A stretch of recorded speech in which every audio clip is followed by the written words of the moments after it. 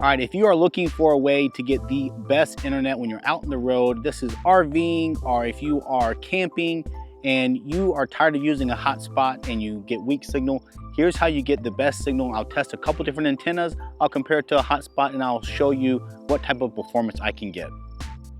All right, hey everyone, this is Nate and this is the Nader Tater channel. All right, I'm going to do a test here, and this is great for RVs or camping, or anytime that you need mobile internet, but you need it to be better than just a regular hotspot here. So this is a regular hotspot. This is a Inseego MiFi, which basically takes cellular internet and then makes a little Wi-Fi network for you to connect to. You know that these are not the best at getting the signal, and their speed can be limited, especially if you have a lot of users or you have a family out RVing or whatnot, and lots of people want to watch videos and game and that kind of stuff. So I'm going to compare this hotspot to a couple different antennas, as well as a 5G gateway, which is much better suited for this type of work than a little hotspot. Now, before I get too far, I must ask you to hit that like button, consider subscribing to my channel. And I also have to thank Western Rise, which is a apparel company that makes travel clothing for men. And that's what I'm wearing right now. I have their pants and their t-shirt on, and I must say it is very comfortable. It's great for traveling, whether I'm driving or if I'm flying. I can always look sharp without wrinkles, easy to pack, easy to clean, really enjoy it. All right, so for the testing, I have this Inseego MiFi hotspot.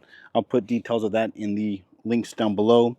I also have this 5G gateway. Now this one is from actually a small company in New Jersey, Chester Tech Repairs, and he actually assembles these with unique modems and router systems in here. This is able to take 2 SIM cards, and you can have failover, or you can share data amongst them or whatnot, or switching based off what kind of signal you get at your location. It's got lots of antennas on it. The bigger pedal antennas are the cellular antennas, and then the thinner ones are the Wi-Fi antennas. So it's Wi-Fi 6, and then it also has a couple Ethernet jacks that you can plug in devices as well to that. Now, what I'm going to use is this by itself, but then I'm also going to use antennas that replace those paddles, and that's because if you know, a van or an RV can often block your signal, and you get much better signal outside. And I'm specifically picking some RV type antennas here, and that's because these are omnidirectional. So you don't have to worry about wherever you're going, where's the tower pointed, do you have to point it. Now you lose a little bit of gain that way, but I think that's definitely the way to go when you're mobile and traveling all around.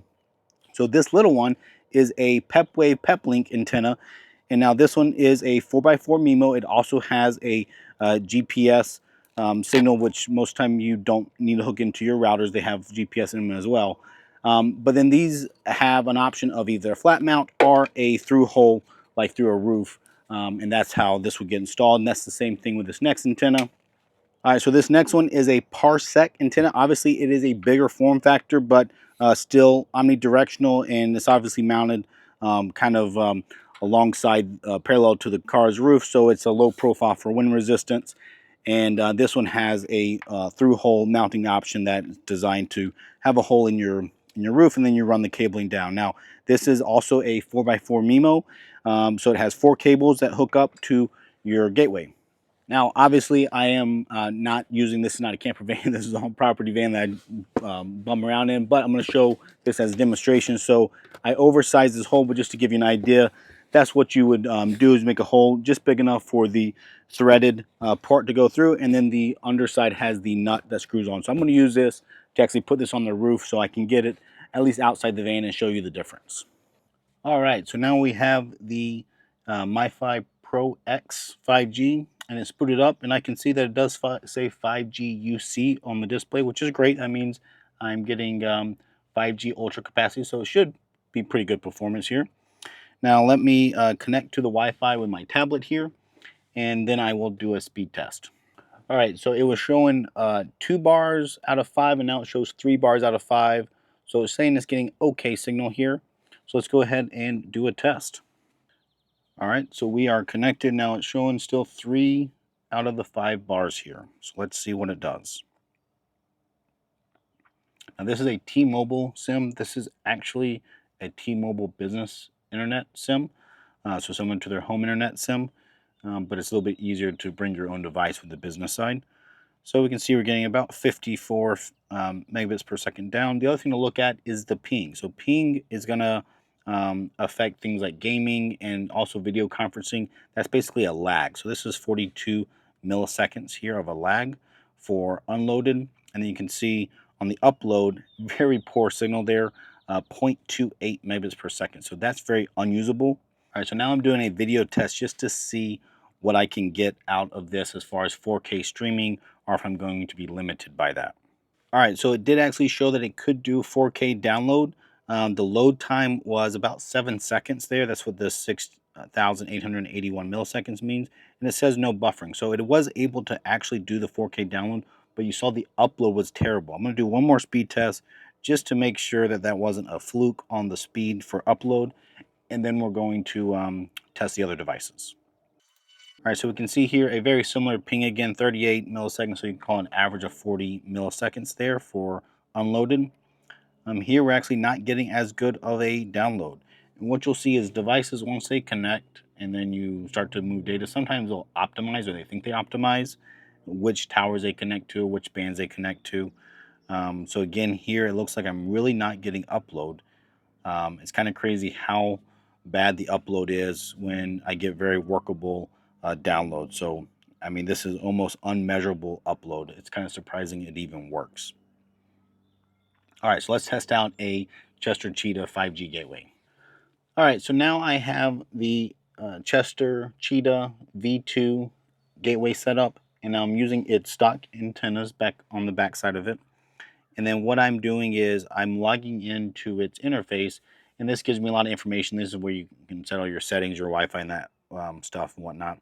And now one of the other benefits of this device versus like the Inseego is I can force it to different bands. So 5G SA, for example, is something that I can do, and that's a standalone that often that's kind of the new and upcoming. And so I can force it to that. I can also tell it to stay on 5G NSA if that doesn't work out very well.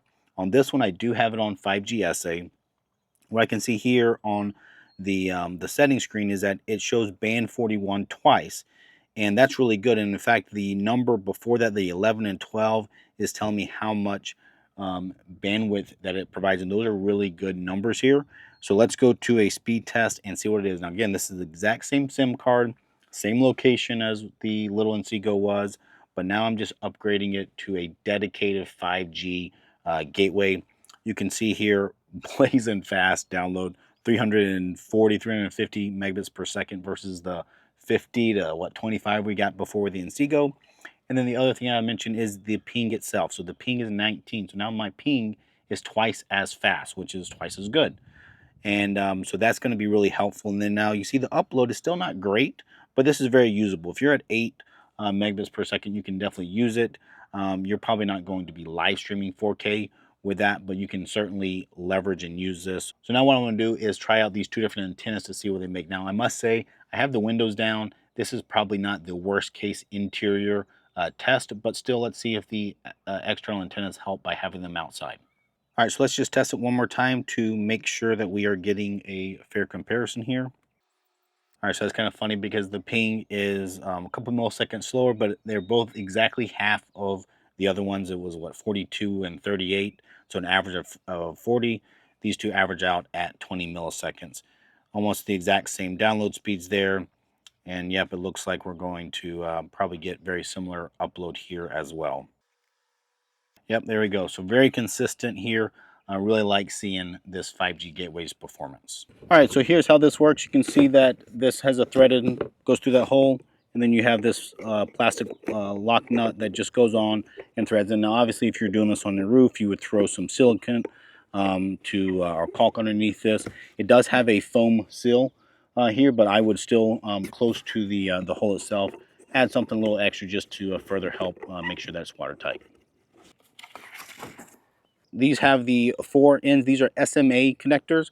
That has a GPS. I'm going to use the 4 SMA and just go in right into the back of the Chester Cheetah. All right, so here we are with the PepWave antenna outside, and we're running this speed test. Now the gateway has not moved, and we can see almost identical download speeds. Looks like very similar ping, and it looks like I'm probably going to be very similar for upload. So good news is it's not worse performance, but It doesn't look like it's much better. It looks like a little bit there. We creeped over 10, 11. Okay, so slightly better there for the upload. It helped a little bit.